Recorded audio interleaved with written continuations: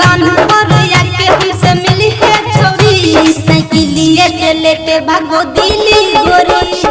बान पर आके हमसे मिली है छोरी साइकिलिए से लेके भागो दिली गोरी music by DJ Umesh Shukripur बाजार। भाग्य के बढ़िया बनल छै पलान चुपे चोरी से मिले ओही है के जान कपड़ा तू पिन्हली है सूट सलवार मुआ पर नीली है तू बांध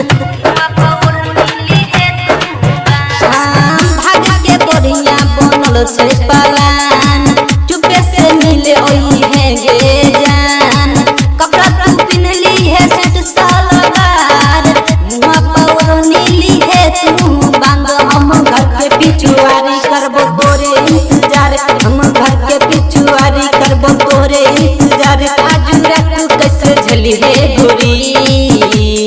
बान पर आके हमसे मिली है छोरी साइकिलिए से लेके भागो दिली गोरी बान पर आके हमसे मिली है छोरी साइकिलिए से लेके भागो दिली गोरी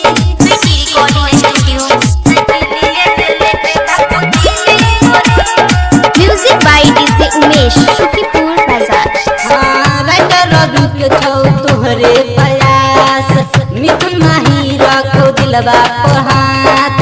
उदय दिख हो सच सच बात संग शर्मिला तोहर छोड़ तो